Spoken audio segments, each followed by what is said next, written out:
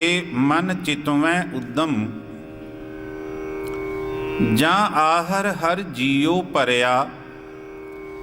Cell पत्थर मह जंत उपाए ताका रिजक आगै कर धरया।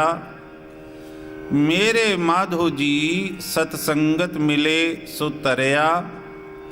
गुर प्रसाद परम पद पाया सूके काष्ट हरया। रहाओ। आज इतनी विचार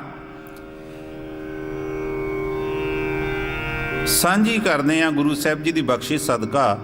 रहाओ वालियां पंक्तियां हैं, पंजवें पातशाह जी के बचन है गुजरी राग दे विच। ते रहाओ वालियां पंक्तियां हैं, मेरे माधो जी सत संगत मिले सो तरया। गुर प्रसाद परम पद पाया सूके काष्ट हरया। रहाओ।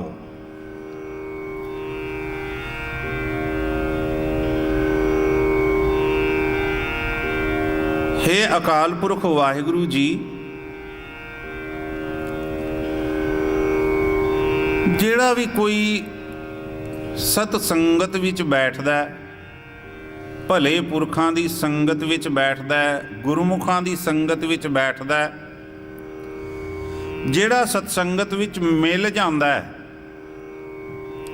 सो तरया, वो तर जांदा है। तो जदों आपां इस अर्थां नूं लैणा है, ये जरूर ख्याल रखना कि शब्द की मंग की है, शब्द सारा अर्थ की कर रहा है। तो शब्द दीयां लाइनां पंक्तियां सानू समझा देंदियां। काहे रे मन चितवैं उद्दम जा आहर हर जियो परया। मेरे मना तू ओ काम बारे क्यों सोचना है, क्यों तू उद्दम करदा, जिहड़ा काम है ही परमात्मा दे करन दा, जिहड़ा काम करना ही रब ने है, जिहड़ा काम है ही उहदे हत्थ विच उहने करना है, उहदे बारे तैनूं सोचण दी लोड़ नहीं। अगलियां पंक्तियां दे भी जदों आपां अर्थ पढ़दे हां, सैल पत्थर मैं जंतु पाए ताका रिजक आगै कर धरया, तो उदों फिर जिहड़ी रहाओ वालियां पंक्तियां दे अर्थ विचारदे हां ना, उह सारे शब्द नूं विचार के सतसंगत विच मिलन नाल मनुख किवें तर जांदा है। क्योंकि सतसंगत दे विच बैठिया मनुख नूं अकाल पुरख ते भरोसा हो जांदा है। अकाल पुरख दे भरोसे दे नाल नाल ये अंदर दृढ़ता बन जाती है कि तैनूं डरन दी लोड़ नहीं। लालच वर्गा विकार तैनूं करन दी लोड़ नहीं। मोह विच फस के तैनूं अगे जोड़न दी लोड़ नहीं। लभ अते लोभ इन्हां चीज़ां तो मनुख बच जांदा है जदों सतसंगत विच बैठदा है। इहनूं कहंदे भी विकारां तो तर गया, पार हो गया। क्योंकि साडी जिहड़ी मनुखी बिरती है ना, मनुखी बिरती यह है कि असी संगत उन्हां दी करदे हां जिथों सानूं कोई लोभ दी गल मिले, मायक पदार्थां दे लाभ दी गल मिले। उन्हां विकारां विच उलझे रहने आ। जदों शब्द पढ़दे आ ना, गोबिंद हम ऐसे अपराधी, उस शब्द दे विच पंक्तियां आउंदियां अगे,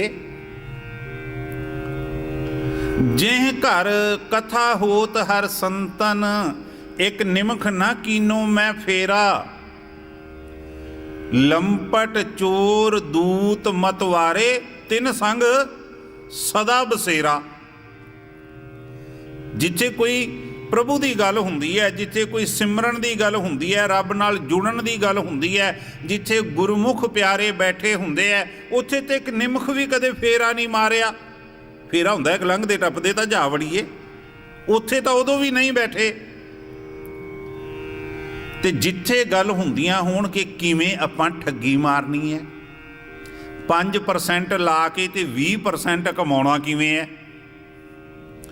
किवें आपां दूजे दा हिस्सा लैणा, ਕਿਵੇਂ ਆਪਾਂ ਜ਼ਮੀਨ ਨੱਪਣੀ ਹੈ। ਜਿੱਥੇ ਲਾਲਚ ਦੀਆਂ ਗੱਲਾਂ ਹੈ, ਲੰਪਟ, ਚੋਰ, ਦੂਤ, ਮਤਵਾਰੇ, ਜਿੱਥੇ ਇਹ ਗੱਲਾਂ ਹੈ, ਤਿੰਨ ਸੰਗ ਸਦਾ ਵਸੇਰਾ, ਉੱਥੇ ਹਮੇਸ਼ਾ ਅਸੀਂ ਬਹਿਣਾ ਚਾਹੁੰਦੇ ਹਾਂ, ਉੱਥੇ ਅਸੀਂ ਆਪਣਾ ਟਾਈਮ ਲਗਾਉਣਾ ਚਾਹੁੰਦੇ ਹਾਂ। ਸਤਸੰਗਤ ਵਿੱਚ ਜਾਣਾ ਨਹੀਂ ਚਾਹੁੰਦੇ, ਕਿਉਂਕਿ ਲੋਭੀ ਬਿਰਤੀ ਕਾਰਨ ਅਸੀਂ ਲੋਭੀਆਂ ਦੀ ਹੀ ਸਤਸੰਗਤ ਕਰਨਾ ਚਾਹੁੰਦੇ ਹਾਂ, ਲੋਭੀਆਂ ਦੀ ਹੀ।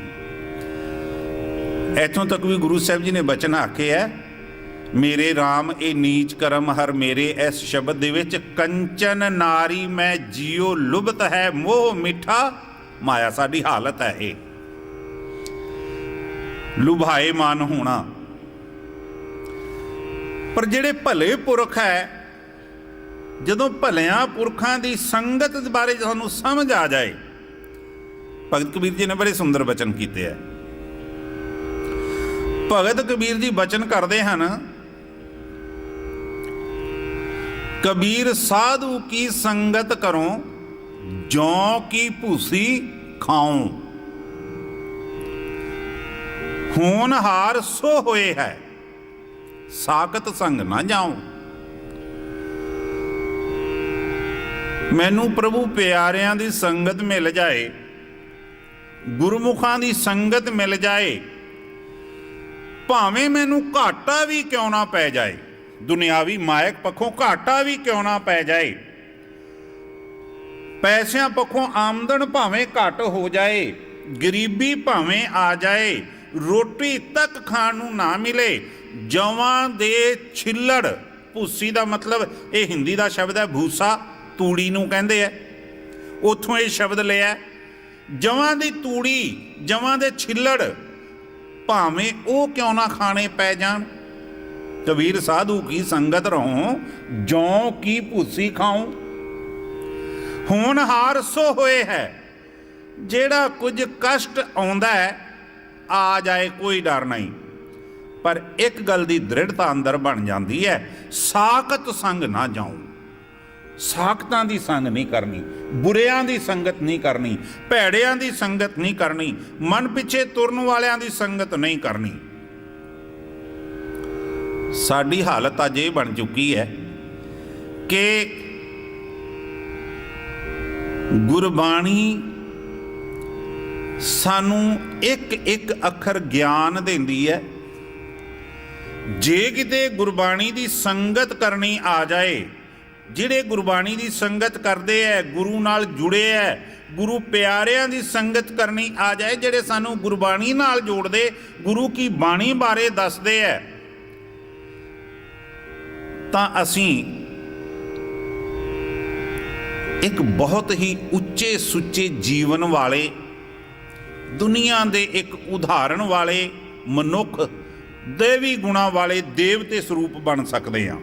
ਹਾਲਤ ਇਹ ਬਣ ਚੁੱਕੀ ਹੈ ਕਿ ਜੇ ਕੋਈ ਸਾਨੂੰ ਆਸੇ-ਪਾਸੇ ਦੀਆਂ ਕਹਾਣੀਆਂ ਸੁਣਾ ਦੇ, ਅਸੀਂ ਕਹਿੰਦੇ ਬਹੁਤ ਵੱਡਾ ਗੁਰਸਿੱਖ ਹੈ, ਕਹਿੰਦੇ ਗੁਰਸਿੱਖਾਂ। ਕਹਾਣੀ ਕੋਈ ਅਨਮਤੀ ਗ੍ਰੰਥਾਂ ਚੋਂ ਸੁਣਾ ਦੇ, ਕਹਿੰਦੇ ਬੜਾ ਗਿਆਨ ਹੈ, ਬੜੀ ਨੌਲੇਜ ਹੈ, ਇਹਨੂੰ ਬੜਾ ਪਤਾ ਹੈ। ਉਹਦੀ ਸੰਗਤ ਦੇ ਵਿੱਚ ਫਿਰ ਅਸੀਂ ਵੇਖਦੇ ਹਾਂ ਇਕੱਠ ਹੁੰਦਾ ਵੀ ਹੈ, ਇਸ ਤਰ੍ਹਾਂ ਹੀ ਹੁੰਦਾ ਆਇਆ, ਨਕਲ ਵਿੱਚ ਇਕੱਠ ਬਾਹਲਾ ਹੁੰਦਾ ਹੈ। ਭਗਤ ਕਬੀਰ ਜੀ ਆਖਦੇ ਹਨ, ਜਦੋਂ ਸੱਚ ਦੇ ਮਾਰਗ ਤੇ ਚੱਲੀਦਾ ਨਾ, ਇਕੱਲੇ ਰਹਿ ਜਾਈਦਾ, ਜਿਹੜੀ ਭੀੜ ਹੈ ਉਸ ਪਾਸੇ ਰਹਿ ਜਾਂਦੀ ਹੈ। ਸਾਡੀ ਹਾਲਤ ਹੀ ਇਹ ਹੈ। ਪਰ ਸੱਚਾਈ ਇਹ ਹੈ, ਭਗਤ ਕਬੀਰ ਜੀ ਦਾ ਹੀ ਇੱਕ ਹੋਰ ਸ਼ਲੋਕ ਲੈਨੇ ਆ, ਕਬੀਰ ਸੰਗਤ ਕਰੀਏ ਸਾਧ ਕੀ, ਅੰਤ ਕਰੇ ਨਿਰਵਾਹ। ਸਾਕਤ ਸੰਗ ਨਾ ਕੀਜੀਏ, ਜਾਤੇ ਹੋਏ ਬਿਨਾ। ਹਮੇਸ਼ਾ ਗੁਰੂ ਕੀ ਸੰਗਤ ਕਰੀ, ਉਸ ਮਨੁੱਖ ਦੀ ਸੰਗਤ ਕਰੀ ਜਿਹੜਾ ਗੁਰੂ ਨਾਲ ਜੁੜਿਆ ਹੋਇਆ, ਉਹਦੇ ਅੰਦਰੋਂ ਵੀ ਤੈਨੂੰ ਗੁਰੂ ਕੀ ਬਾਣੀ, ਗੁਰੂ ਕਾ ਪਿਆਰ, ਗੁਰੂ ਕਾ ਉਪਦੇਸ਼ ਝਲਕੇਗਾ। ਤੇ ਜੇ ਤੂੰ ਗੁਰੂ ਕੀ ਸੰਗਤ ਕਰਨ ਲੱਗ ਪਿਆ ਨਾ, ਤੈਨੂੰ ਲਾਭ ਇਹ ਮਿਲੇਗਾ ਕਿ ਅੰਤ ਵੇਲੇ ਤੱਕ तेरे नाल साथ निभाएगी, अंत करे निर्वाह, अंत वेले तक साथ निभाएगी। ते जे तू गुरु नालों टुटिया होयां दी संगत करन लग पिया, गुरु नालों टुटिया होयां दी, असीं समझदे हां गुरु नालों टुटे होए आ जिन्हां ने केस कतल कराए होने, असीं समझदे हां गुरु नालों टुटे होए आ जिन्हां ने अमृत नहीं छकिया होना। वो तो स्पष्ट है, सामने दिसदे आ कि हाँ गुरु नालों टुटे हुए आ, समझ सकते हैं, आपां कह सकते हैं। पर हैरानी तो उदों हुंदी है जदों असीं ये वेखदे आ कि सिੱਖੀ ਸਰੂਪ विच सब तो ज़्यादा इहों लग रहा वेखण वाले नूं कहदे जिन्ना जुड़िया कोई नहीं होएगा, ते जीवन वेखदे आ गुरु की बाणी दी एक भी पंक्ति अनुसार जीवन नहीं। जे गुरु की बाणी अनुसार जीवन नहीं, गुरु की मत अनुसार जीवन नहीं, तो गुरु साहब जी कहते हैं फिर तेरा अंत तक निर्वाह नहीं कर सकणगे। अंत तक निर्वाह तो गुरु की बाणी ने करना है, अंत तक निर्वाह तो गुरु नाल जुड़िया होया ने करना है। जिहड़े गुरु नालों टुटे हुए आ, जिन्हां लई साकत शब्द वरत्या होया है, गुरु साहब जी भगत कबीर जी बचन कर रहे हैं कि उन्हां नाल जुड़िया ते अज भी विनाश होया ते कल भी विनाश होया। विनाश हुंदा है। आत्मक जीवन उच्चा चुकना है, अपनी मत उच्ची चुकनी है, तो फिर सत संगत, भलिया पुरखां दी संगत, गुरमुखां दी संगत करी। मेरे माधो जी सत संगत मिले सो तरिया। वो तरदे है संसार भवसागर तो, विकारां तो उच्चे उठ जाते हैं। उन्होंने ये सोझी आ जाती है कि प्रभु ते भरोसा रखना है, प्रभु ते दृढ़ता रखनी है। इनू प्रभु सिमरन कहते हैं। असल में सिमरन है ही ये, प्रभु नाल जुड़न का तरीका ही ये है कि सानू गुरु की बाणी अनुसार जिउना आ जाए। पर यह अवस्था भी उदों ही बनती है गुर प्रसाद परम पद पाया, गुरु की किरपा हुंदी है। तो गुरु की किरपा ही यह है कि गुरु की बाणी समझ आ जाए, गुरु की बाणी नाल जुड़ जाइए। जदों गुरु की बाणी नाल जुड़ गया तो इउं समझो सूके काष्ट हरिया।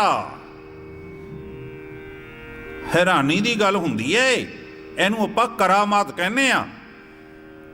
करामात ये कि सुक्की लकड़ ये किवें हरी भरी हो गई, सुक्की लकड़ किवें हरी भरी हो गई।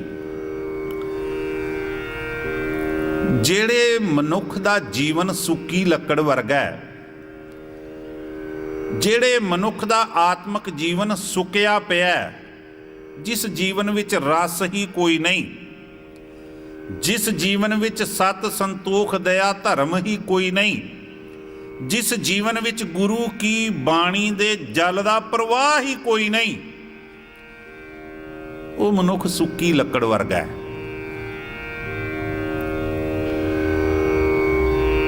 जे गुरु की संगत मिल जाए, उच्ची पदवी प्राप्त हुंदी है, तो वह सुक्की लकड़ वर्गा जिहड़ा जीवन सी ना, हुण खुशियां वाला आनंदमई रस भरपूर हरिया भरिया हो जाता है। हरिया भरिया पढ़ते आपां बड़ी लै ला के पढ़ते हैं। सोदर बाणी दा इहनूं शब्द भी असीं आखिरी समाप्ति करते हैं। सलोक महला पंजवां, तेरा कीता जातो नाही मैनो जोग कितोई, मैं निर्गुणियारे को गुण नाही आपे तरस पयोई। तरस पया मेहरामत हुई, सतगुर सज्जन मिलिया, नानक नाम मिलै तां जीवा, तन मन थीवै हरिया। जदों सतगुरु सज्जन मिल गया, जदों सतगुरु की बाणी नाल जुड़ गए, सतगुरु ने जदों नाम देना है ना, ज्ञान देना है, सोझी देनी है, तो फिर तन भी ते मन भी हरिया भरिया हो जाना है। सूके काष्ट हरिया। हुण वो जिहड़ी नाम रस तो बिना सुक्की लकड़ सी, वो जीवन इस तरह का बनया सी, हरिया भरिया हो गया।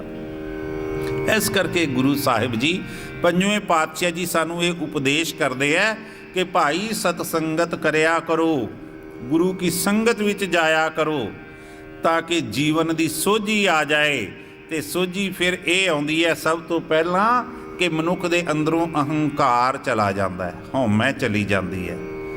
ਮਨੁੱਖ ਨੇ ਪਕੜ ਬਣਾਈ ਹੋਈ ਹੈ, ਆਪਣੀ ਹਉਮੈ ਬਣਾਈ ਹੋਈ ਹੈ ਕਿ ਮੈਂ ਕਮਾਉਣਾ ਤੇ ਮੈਂ ਖਾਣਾ, ਮੈਂ ਕਮਾਉਣਾ ਤਾਂ ਮੇਰਾ ਪਰਿਵਾਰ ਖਾਂਦਾ ਹੈ, ਮੈਂ ਕਮਾਉਣਾ ਤੇ 10 ਜੀਆਂ ਦਾ ਘਰ ਚਲਾਈ ਜਾਣਾ। ਪਰ ਜੇ ਗੁਰਬਾਣੀ ਦੀ ਇਹ ਸਮਝ ਆ ਜਾਏ, ਪਹਿਲੀਆਂ ਪੰਕਤੀਆਂ ਸ਼ਬਦ ਦੀਆਂ, ਕਾਹੇ ਰੇ ਮਨ ਚਿਤਵੈ ਉਦਮ ਜਾਂ ਆਹਰ ਹਰ ਜੀਉ ਪਰਿਆ। ਆਮ ਤੌਰ 'ਤੇ ਅਸੀਂ ਕਈ ਵਾਰ ਭੁਲੇਖੇ 'ਚ ਇਹ ਪੈ ਜਾਂਦੇ ਹਾਂ, ਉਦਮ ਸ਼ਬਦ ਦੇ ਅਰਥ ਅਸੀਂ ਦਿਮਾਗ ਵਿੱਚ ਜ਼ਿਆਦਾ ਪਕੜ ਲੈਂਦੇ ਹਾਂ ਤੇ ਬਾਕੀ ਪੰਕਤੀਆਂ ਨੂੰ ਅਸੀਂ ਪਿੱਛੇ ਛੱਡ ਕੇ ਵਿਚਾਰਦੇ ਨਹੀਂ, ਤੇ ਅਸੀਂ ਇੱਕੋ ਹੀ ਗੱਲ ਸਮਝ ਬੈਠਦੇ ਹਾਂ ਵੀ ਗੁਰੂ ਸਾਹਿਬ ਜੀ ਨੇ ਆਖਿਆ ਉਦਮ ਕਰਨ ਦੀ ਲੋੜ ਨਹੀਂ।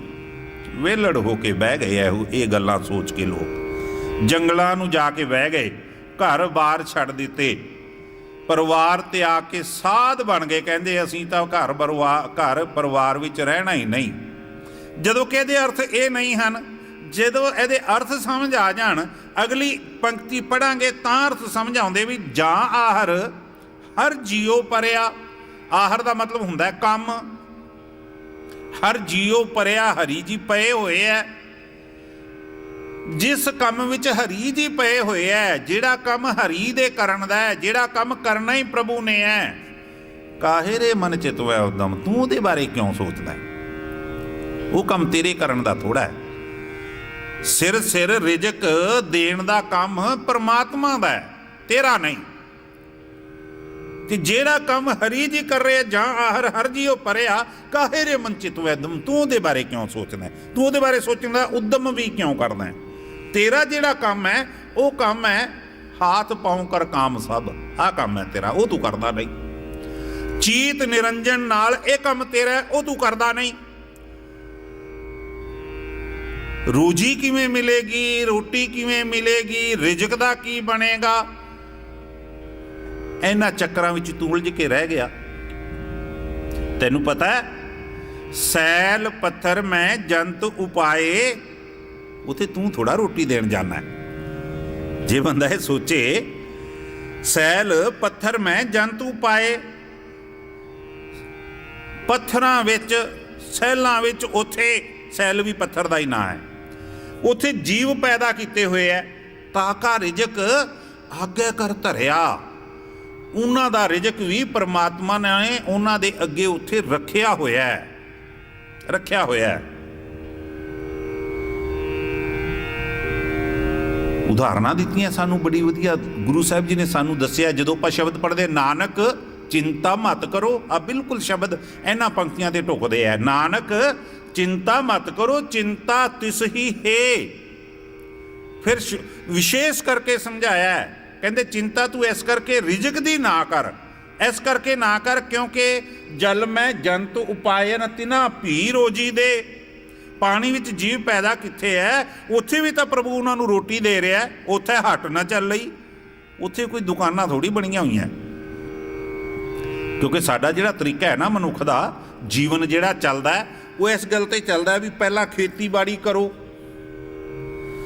ਖੇਤੀਬਾੜੀ ਕਰਕੇ ਫਿਰ ਉਹ ਦੁਕਾਨਾਂ, ਭਾਵੇਂ ਉਹ ਆੜਤ ਦੀ ਦੁਕਾਨ ਹੋਵੇ ਤੇ ਭਾਵੇਂ ਕੋਈ ਕਰਿਆਨੇ ਦੀ ਦੁਕਾਨ ਹੋਵੇ, ਖਰੀਦੋ ਫਰੋਖਤ, ਲੈਣ ਦੇਣ, ਕ੍ਰੈ ਵਿਕਰੈ ਚੱਲਦਾ। ਪਾਣੀ ਵਿੱਚ ਜਿਹੜੇ ਜੀਵ ਹੈ, ਧਾਰਮਿਕ ਗ੍ਰੰਥਾਂ ਨੇ ਮੰਨਿਆ 42 ਲੱਖ ਪਾਣੀ 'ਚ ਹੁੰਦੇ ਆ, 42 ਲੱਖ ਧਰਤੀ ਤੇ ਹੁੰਦੇ ਆ। ਹਾਂ, ਗੁਰੂ ਨਾਨਕ ਪਾਤਸ਼ਾਹ ਜੀ ਦੀ ਫਿਲਾਸਫੀ ਮੁਤਾਬਕ ਅੰਤ ਹੀ ਕੋਈ ਨਹੀਂ, ਬੇਅੰਤ ਹੈ, ਗਿਣਤੀ ਵਾਲਾ ਕੰਮ ਹੀ ਕੋਈ ਨਹੀਂ। ਜੇ 42 ਲੱਖ ਜੀਵ, 42 ਲੱਖ ਜੂਨਾਂ, ਇੱਕ ਜੂਨ 'ਚ ਪਤਾ ਨਹੀਂ ਕਿੰਨੇ ਕਿੰਨੇ ਜੀਵ ਅਸੀਂ ਪਾਣੀ 'ਚ ਮੰਨਦੇ ਵੀ ਹਾਂ, ਮੱਛੀ ਆਦਿਕ ਜਿਹੜੇ ਜੀਵ ਹੈ, ਉੱਥੇ ਹੱਟ ਨਾ ਚੱਲੇ, ਉਹਨਾਂ ਦਾ ਜੀਵਨ ਕਿਵੇਂ ਚੱਲਦਾ? ਉੱਥੇ ਤਾਂ ਹੱਟੀ ਕੋਈ ਨਹੀਂ, ਨਾ ਕੋਈ ਕਿਰਸ ਕਰੇ, ਨਾ ਕਿਰਸਾਣੀ ਕੋਈ ਕਰਦਾ, ਖੇਤੀਬਾੜੀ ਕਰਦਾ। ਉੱਥੇ ਤਾਂ ਨਾ ਕੋਈ ਲੈਣ ਨਾ ਕੋਈ ਦੇਣ, ਕਿਰਿਆ ਵਿਕਰਿਆ ਹੈ ਨਹੀਂ। ਤੇ ਜੇ ਉੱਥੇ ਗੁਜ਼ਾਰਾ ਉਹਨਾਂ ਦਾ ਹੋ ਹੀ ਜਾਂਦਾ ਹੈ, ਉੱਥੇ ਪ੍ਰਭੂ ਉਹਨਾਂ ਨੂੰ ਰੋਜੀ ਰੋਟੀ ਦੇਈ ਜਾਂਦਾ ਹੈ, ਫਿਰ ਪ੍ਰਾਣੀ ਤੂੰ ਵੀ ਇਹ ਖਿਆਲ ਰੱਖ, ਨਾਨਕ ਚਿੰਤਾ ਮਤ ਕਰੋ, ਚਿੰਤਾ ਤਿਸ ਹੀ ਹੈ। ਇਸ ਕਰਕੇ ਖਿਆਲ ਰੱਖ, ਕਾਹੇ ਰੇ ਮਨ ਚਿਤਵੈ ਉਦਮ, ਜਾ ਆਹਰ ਹਰ ਜੀਉ ਪਰਿਆ, ਸੈਲ ਪੱਥਰ ਮਹਿ ਜੰਤ ਉਪਾਏ, ਤਾਕਾ ਰਿਜਕ ਆਗੇ ਕਰ ਧਰਿਆ। ਉਹਨਾਂ ਦਾ ਰਿਜਕ ਅੱਗੇ ਰੱਖਿਆ। ਉਹਨਾਂ ਅੱਗੇ ਦਾ ਮਤਲਬ ਹੁੰਦਾ ਪਹਿਲਾਂ, ਅੱਗੇ ਦਾ ਮਤਲਬ ਹੈ ਪਹਿਲਾਂ। ਕਈ ਵਾਰ ਆਪਾਂ ਇਹ ਨਾ ਸੋਚ ਲਈਏ ਕਿ ਜਿਵੇਂ ਆਪਾਂ ਚੌਂਕੜੀ ਮਾਰ ਕੇ ਬੈਠੇ ਆ ਤੇ ਸਾਡਾ ਰਿਜਕ ਸਾਡੇ ਅੱਗੇ ਆ ਜਾਂਦਾ ਹੈ। ਅੱਗੇ ਦਾ ਮਤਲਬ ਥਾਲੀ 'ਚ ਆ ਸਾਡੇ ਸਾਹਮਣੇ ਪਿਆ ਨਹੀਂ, ਅੱਗੇ ਦਾ ਮਤਲਬ ਹੈ ਪਹਿਲਾਂ ਹੀ। ਜਿਵੇਂ ਮਾਤਾ ਜਦੋਂ ਬੱਚੇ ਨੂੰ ਜਨਮ ਦਿੰਦੀ ਹੈ ਨਾ, ਬੱਚੇ ਦੇ ਜਨਮ ਲੈਂਦਿਆਂ ਹੀ ਉਹਦਾ ਰਿਜਕ, ਉਹਦਾ ਦੁੱਧ, ਉਹਦਾ ਭੋਜਨ ਉਹ ਤੋਂ ਪਹਿਲਾਂ ਅਕਾਲ ਪੁਰਖ ਨੇ ਤਿਆਰ ਕਰ ਦਿੱਤਾ ਹੈ। ਆਗਿਆ ਕਰਤਾ ਰਿਹਾ। ਅਕਾਲ ਪੁਰਖ ਤੇ ਭਰੋਸਾ ਸਾਧ ਸੰਗਤ ਵਿੱਚ ਬੈਠ ਕੇ ਆਉਂਦਾ ਹੈ। ਇਹਨੂੰ ਕਹਿੰਦੇ ਆ ਕਿ ਫਿਰ ਬੰਦਾ ਮੋਹ ਚੋਂ, ਲੋਭ ਚੋਂ, ਇਹਨਾਂ ਅਹੰਕਾਰੀ ਬਿਰਤੀ ਜਿਹੜੀ ਆਪਣੀ ਕਿ ਮੈਂ ਕਰਦਾ, ਇਹਨਾਂ ਵਿਕਾਰਾਂ ਵਾਲੀ ਬਿਰਤੀਆਂ ਤੋਂ ਤਰ ਜਾਂਦਾ ਹੈ। ਮੇਰੇ ਮਾਧੋ ਜੀ ਸਤ ਸੰਗਤ ਮਿਲੇ ਸੋ ਤਰਿਆ, ਗੁਰ ਪ੍ਰਸਾਦ ਪਰਮ ਪਦ ਪਾਇਆ, ਸੂਕੇ ਕਾਸ਼ਟ ਹਰਿਆ। ਆਨੰਦਮਈ ਅਵਸਥਾ ਬਣ ਜਾਂਦੀ ਹੈ ਪ੍ਰਭੂ ਤੇ ਭਰੋਸੇ ਵਾਲੀ। ਤੇ ਦਾਤਾ ਜੀ ਕਿਰਪਾ ਕਰ ਦੇਣ ਇਹ ਅਵਸਥਾ ਸਾਡੀ ਬਣ ਜਾਏ, ਗੁਰੂ ਕੀ ਮੱਤ ਸਾਨੂੰ ਸਮਝ ਆ ਜਾਏ, ਗੁਰੂ ਕੀ ਸਿੱਖਿਆ ਅਨੁਸਾਰ ਸਾਡਾ ਜੀਵਨ ਬਣ ਜਾਏ।